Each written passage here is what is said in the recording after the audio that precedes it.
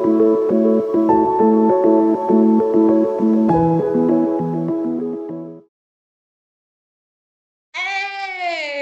it worked. Good job, buddy. Okay, you ready to start? Oh, am I? I need a moment to take a breath. After the last hour. All right, so give me 30 seconds to get all of my abs back on. Hey guys, I'm Juliet Roberts Carr, and this is Alyssa Roberts Carr. If you're watching the video, if you're just listening to the podcast, congratulations, you've officially made it to the first episode of The Constructivist. Welcome, welcome. You got your tabs up? I do not, but it is okay. I am getting there. I am very close. So then I'm just going to start by reading a little bit of the book our father wrote. It's called The Constructivist. Alyssa and I pieced it together after he passed away on October 14th.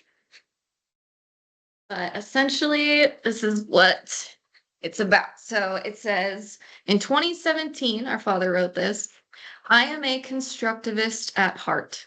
A constructivist is anyone who chooses to set aside their arrogance and ignorance in the pursuit of truth and common ground with others, of like-mindedness, by implementing solutions in today's troubled world. It really is that simple, but that doesn't make it easy. And he was very right about that. So basically, constructivism is about, instead of arguing with people, you listen to what they have to say and you have an actual conversation about these different ideals. And when you leave the conversation, you end up leaving with something that you didn't have before, a different perspective, different piece of information, whatever the case might be. And as Alyssa's probably doing right now, you don't think about what you're going to say next in the conversation. Instead, you just listen. And then after they finish speaking, that's when you start thinking about your response. Go ahead, Alyssa. You're definitely right. I would first like to say that it is not something that most people know how to do. I am learning. I was definitely thinking of what I was going to say next in the conversation, waiting for you to shut your yapper. So, with something that our father did, like Juliet said, he did pass away, which was a loss for everybody, but especially us, because we had a lot more lessons to learn. Thankfully, he left the book and all the passages in it for us to get an understanding of where he was coming from on a lot of things. So something that he did as a constructivist was, when he would get onto airplanes, someone viewing this might be one of those people on an airplane. If you were, please, I would love to hear the story of this, because I'm sure most people during COVID didn't want to be approached on an airplane. But he would, when he sat down and he sat next to the person next to him, he would try to find common ground on anything and talk about whatever that was, leave with something, have the other person leave with something in mind of just different worlds, different experiences coming together. So that is a large part of what constructivism is about. And it's been really, really cool for, I think, both of us to read what he meant about it. Yeah, we're very lucky that we were able to find the passages. He never actually ended up sending them to us. He was still in the process of compiling them in his emails. And so when he passed away, his girlfriend Janice allowed us to get into that email so that we could collect these passages, since he talked about what he was writing, but never actually shared them with us. So he shared two with me. He shared two. That's true. He shared two with me. I don't remember specifically which ones, but I remember thinking to myself, like, I need a thesaurus for this book, or like any identification. Any identification to tell what these are / in what relation to they are. There Oh, were yeah. a lot of extravagant words that we literally Googled. So thank you, Google, if you would like to donate. Google. Okay, we haven't even mentioned yet that we're also a nonprofit in his name. We're just asking Yes. for money. Here's Okay, my so we're routing also number. Just kidding. Just kidding. we also created a nonprofit called Shared Abundance Steve Arthur Carr Foundation. It is new, very new. We actually, what was it, yesterday? Did we incorporate it? Yesterday. Yesterday, we're 1 day old. But what our mission is basically to help child abuse survivors or any other kids that didn't really have someone in their life to guide them. We want to be that father figure, so to speak, or our North Star, as we refer to our father. I'm actually wearing this necklace right now. Um, you can see it. It's a little North Star. It's got little bits of our father in it, as that is to say. Little bits. Hope it's the good But bits, Dad. Hope it's the good bits. oh, it's good. It's hopefully part of the heart, right? Or the brain. I Yeah, was the thinking brain. brain. I was like, I want the brain. This is the best part. Got a He's so great smart. heart, but I the brain know. was absolutely stellar. A little bit Exactly. about his death was he got he had 3 strokes. They assumed simultaneously, but within very short increments of each other. One here, one here, one here. And then went into a coma. From there, we flew out to California, which is where he was, and she's in Texas, I'm in Minnesota. We had other siblings as well travel. Some of his siblings traveled there as well. Um, as horrible as it was very reassuring to have as many people there that were. Um, because I'll be saying this throughout the podcast altogether. His brain was immaculate.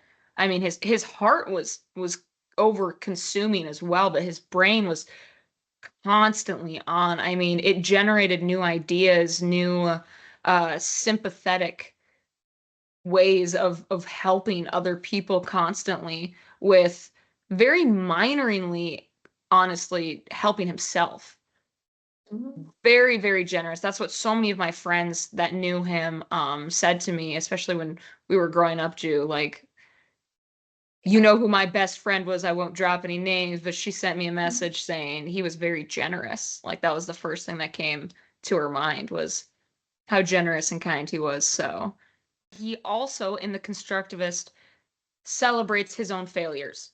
So his own failures, he made sure to celebrate with us as well. There is a quick little fun story that I have where I called him when I changed jobs. I ended up hating that job, and just because it wasn't for me, not because there was anything wrong with the job. Um, and I called him up and I was bawling. I said, Dad, I effed up. Like I left the other job, blah, blah. And he goes, okay, well, one thing that you're going to do that you're not really going to realize you need to do is celebrate this. Like, let's celebrate this failure because guess what? You're not going to do this again. It's not something that you're going to go into again. You're not the definition of insanity, same thing over and over and over again and expecting a different outcome. It's just not what you're going to do and you're going to learn from this, and I absolutely did. So now I'm in a job that I love very much, and that is also something to celebrate.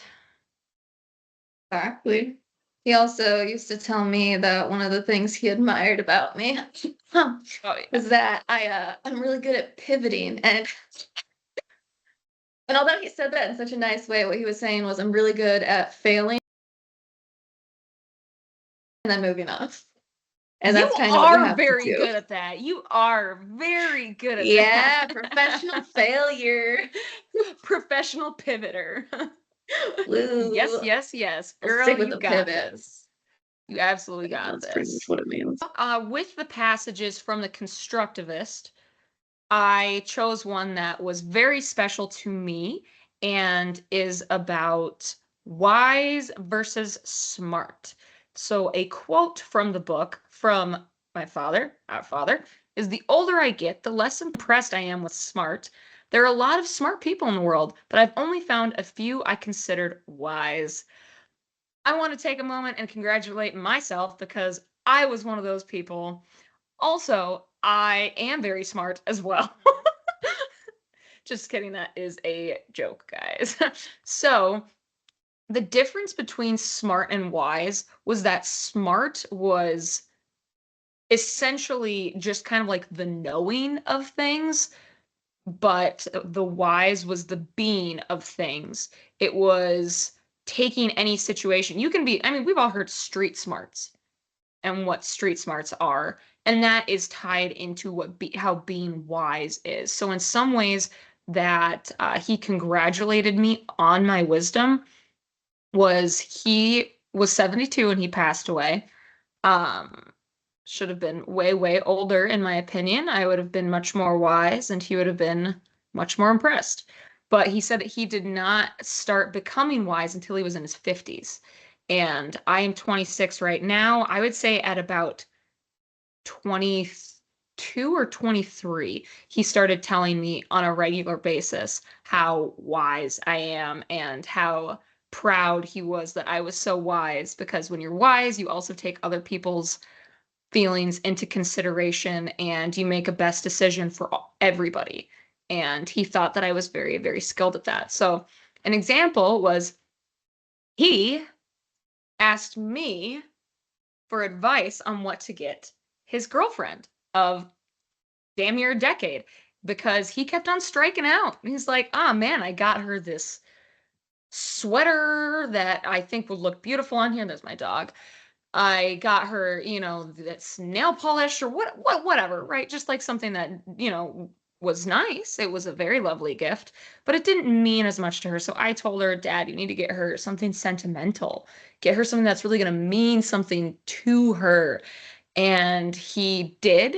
And he praised me in front of her and with her not there as well, saying how, oh my gosh, Alyssa, you just knew the exact right thing to do. You are so wise because I took into consideration him, her, where the failure has been happening with the presence, and their relationship in general and what I thought that she wanted from him. And I absolutely nailed that baby. Um, some of the sentimental gifts were he got her like a very nice sweater with a location on it that she loves so much. And then he got her a couple of these flower globes that I will go into in just a moment. But another example was actually not me, it was my boyfriend, Corey. We have been together for almost 4 years, and I have a tendency to be on the little dramatic side. And when I do this, I get I get very passionate about what I'm talking about. And let's say I come home and I had a bad day at work, and all of my frustration comes on something that Corey did because he forgot to take out something that I asked him to take out in the morning that was frozen, right? That needed to be thawed. Something very minor that's not a very large deal, but it would turn into, why can't you do this? Huh? Huh? Why can't you do this? Is it really that hard? And it was just me being a bee in that sense. And Corey would come up to me and he would do a little rub on the head and he'd look me right in the eyes and he'd go, I'm just here to love you. And he'd give me a kiss on the forehead and he'd put me in a hug and he'd rub my Mhm. back and he'd go, what happened today? Right? So when I told my dad about that, first of all, he's like, thank goodness someone is willing to deal. But no, he didn't really think that. But he probably thought, wow. I know he thought, wow, what a wise young man because he said so. But Corey knew it wasn't about him. And dad was just so impressed with that. And he said that he was a very wise young man. So back to the flower globe. So my dad asked me for recommendations for Janice's gifts, right? He calls me up one day and he goes, I did it. I got her the best gift I could give her. And I'm like, oh my gosh, I'm already excited because this man is like, with gifts, usually not the greatest. Not, he was bad at it, but usually just like strange things that you wouldn't normally think of. So I'm in my bed and I like sit back, right? You're thinking of the horse shirt. I know you are. And and I'm on the phone with him. I'm like, all right, Dad, let's hear it. What'd you get Janice? And he goes, I got her this flower rose in a globe.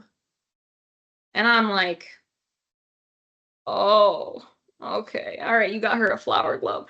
And I'm like, well, Dad, if it is anything like the one that I am looking at on my counter that Corey gave me, she's gonna hate it. Because it doesn't do anything. Like, it's okay, but like what is she gonna do with it? And he goes, oh no, oh no. I go, what? It's okay, Dad. Like you got redeemable qualities about you. He goes, Alyssa, I got her 2 of them. He goes, I got her 2 of these flower globes. And I'm just like, oh man, too bad. Too bad, man. It was a good relationship while it lasted, right? Like, so when we are talking to the neurologist, fast forward, obviously, when we were in California last and he was in his coma, um, Janice pulls her fucking globe, her flower globe, out of her purse and she sets it on the table and she goes, we loved this thing, with like a deep passion in her voice. She goes, we loved this thing. And I'm like, I was so wrong. So then I became obsessed with this flower globe and I took it everywhere. Like, I was like, if this thing breaks, game over for me. Like, I am end zone. So now my flower globe that Corey gave me 4 years ago, that I have found no purpose for and I have never lit once, is now quite honestly my favorite non-livable item. So that's just a quick little insight into the flower globe. Beautiful story. They should donate as well. Oh, Highly yeah. recommend, despite me saying that I thought it was ugly. Now it means an incredible amount to me. All right.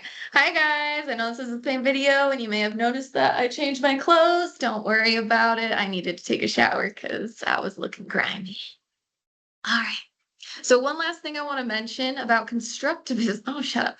One thing I want to mention about constructivism that we haven't gotten to yet is the idea of coopetition. It's cooperating and competition put together. It's the last component of constructivism, and our father defined it as the choice to work harmoniously with others for mutually beneficial solutions in a competitive environment. Anything to say about that? I just want to say it sounds very much like a dad word. It is definitely a dad word. Yeah, yeah, yeah. Because you want to have both aspects, but you also want to end on a friendly note when it's all over. Yeah. He Yeah. grew up Usually in a when family where it was very, very competitive. It was always, I'm the winner. And there was quite a bit of talking down too. So, like especially from their father, which would be our grandpa. And yeah, so I think that's how he kind of came up with coopetition. exactly, like he wanted to take the idea of competition, but make it healthy Yes, versus just focusing on who's going to win. definitely. All right. And the last thing we're going to talk about today is one of Dad's passages. It's called Education versus Indoctrination. Indoctrination, as my dad liked to explain it, was essentially the illusion of choice.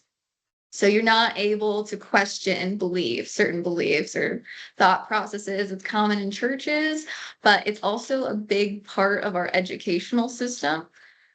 We're moving away from it nowadays, but especially in the past and leading up to now, people think that in order to be successful, you have to go to school. You have to get a 4-year degree. You have to go to law school or go become a doctor or something like that. Well, he didn't get a degree, and he was very successful in his life. And he strongly believed that if going to school is something that you're good at, then you should do it.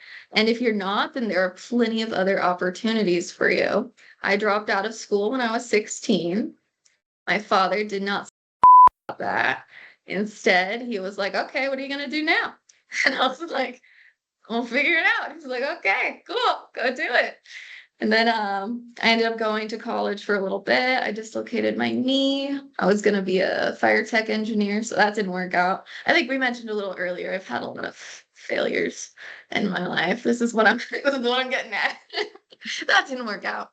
So then I joined the military. And when I joined the military, he said, "That is so cool, Juliet." And I was like, that is not the response I was expecting. And that's just kind of who he was. And once I got out of the military, I started going to school. Now I'm in law school. And he was like, that is so cool, Juliet. It's really just whatever you're good at, whatever you want to do, that's what he would support you in. And that's what we want to do for these kids that we're going to be working with the nonprofit, is figure out what avenue is best for them and then focus in on that. Don't be like, oh, well, we have money for college tuition, so you're going to go to college. No, what do you want to do? Do you want to be an entrepreneur? Do you want to join the military?